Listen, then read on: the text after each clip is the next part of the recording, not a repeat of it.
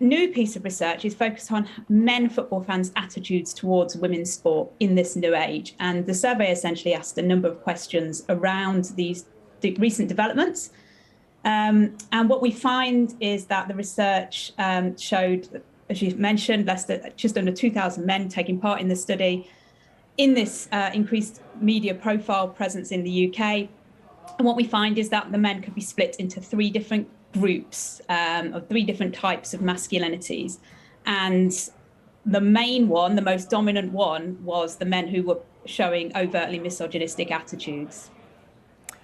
Is it a generational thing? Did you find, I don't know if you looked at sort of the ages and your demographics, do we feel that it's men who've not been used to seeing a lot of women's sport, or women who are working in sport, or was that not the case? Unfortunately not. So we find that there is evidence, a substantial number of the respondents were in the progressive attitudes group, and that is obviously really encouraging. And these were men who would express more gender equitable attitudes. They would be showing strong support for greater equality in media coverage of women's sport and more positive general attitudes towards women's football. However, it was not the case that the younger men tended to occupy that group. There wasn't any generational differences. So we saw evidence that the younger generations were, yes, in the progressive attitudes group, but unfortunately, a number of them were also in the overt misogynistic attitudes group.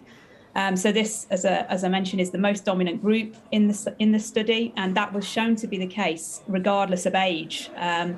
And the fans in this group would be expressing extreme hostile attitudes towards women's football, and also a backlash against increasing media coverage of women's sport.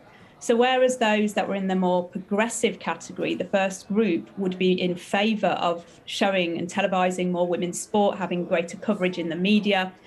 And actually, in some cases, they discussed how this changed their attitudes. So they might previously have had very misogynistic attitudes, but then they've engaged with more televised coverage of women's sport. In this case, the study's focused on football. So perhaps watching more women's football matches, it's become more available.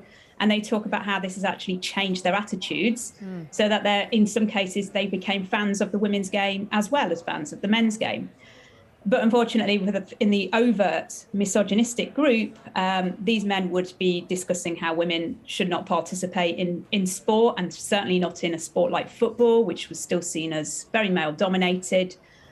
So they would argue that if women did take part in sport, it should be more feminine sports. And they would also have quite a backlash against the increased media coverage of women's sport. So there was a real sense there that this was positive discrimination, in the words of respondents in the study, or it was reduced to PC nonsense. So more of an anti-feminist backlash against the developments that we've seen in recent years, and against these recent steps towards greater gender equality. And the third and final group, the group that occupied the covert misogynistic group, they were kind of in between, and they could occupy either side of those two groups, depending on the set of social circumstances which they found themselves in. Which, although they occupied a smaller number in the data set, we feel that was quite significant as well in terms of men adapting how they present themselves depending on the social context. Okay, so there are some positives from that, and learning that opinions can change. Do you feel we are seeing more positives? Are things looking a bit progressive? Yeah, I think the very fact that we find a substantial component of men in the progressive group is definitely signs for us to be cautiously optimistic, I guess. We are in this new age where we are seeing greater visibility of women's sports and women's football, and that's fun. And on a number of platforms as well, whether we're talking about women playing sport, whether we're talking about women as referees or referees assistants, women pundits, women commentators. So to see how these opinions are running alongside all of that in this first piece of research that actually looks at how men who are committed fans of men's football, how are they responding to this new age, has been really interesting. And I think it's really encouraging to see that we do have a substantial component of men in the progressive attitudes group. And also the fact that some men in that group discuss how their attitudes had changed.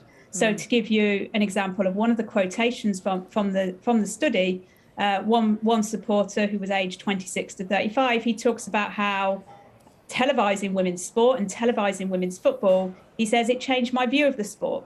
I used to see it as a bit of a joke, but having watched the Women's World Cup, I now feel the opposite.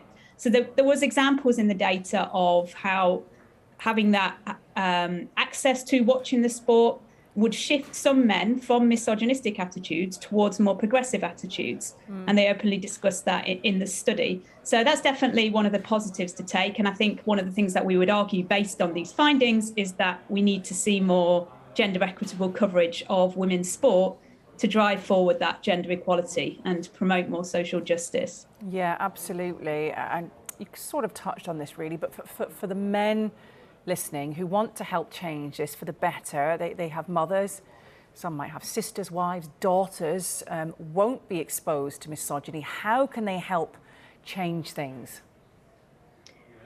Yeah, I think in some respects, one thing that I would say from this is we need to accept that we can't make a distinction between football fans and the rest of the population. We know how popular football is. So this is certainly the study findings would be applying, I think, across the vast majority of the wider public. In other words, I don't want this to be reduced to people thinking, oh, this is just what football fans think, and therefore we don't have a problem with misogyny. Obviously, football fans are not occupying a separate space to the wider population.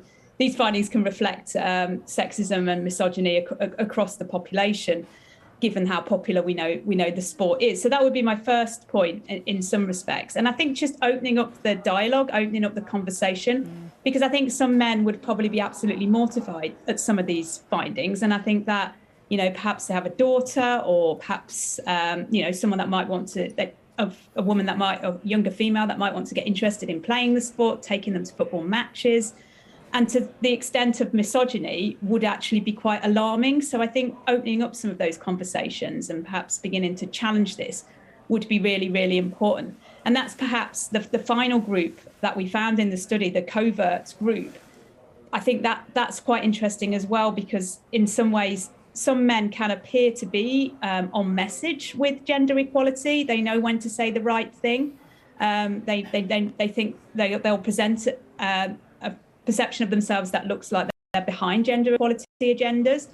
But then perhaps in other more private moments, perhaps in safe spaces, or what they perceive to be safe spaces, maybe in the office or in football stadiums, if they're with other men, or in the workplace, they might then express what they actually think, which is when these more sexist opinions might come out. And so that becomes very difficult to challenge. And I think one of the things, therefore, that we would want to emphasise then is that we need to pull up these kinds of behaviours and these kinds of comments when they're made, opening up that conversation about when to challenge them, and not necessarily seeing these kinds of remarks as just reducing them to jokes or banter. Everybody kind of having a responsibility and playing a role in challenging that. Dr. Stacey Hope, it's been a pleasure. Thank you very much indeed.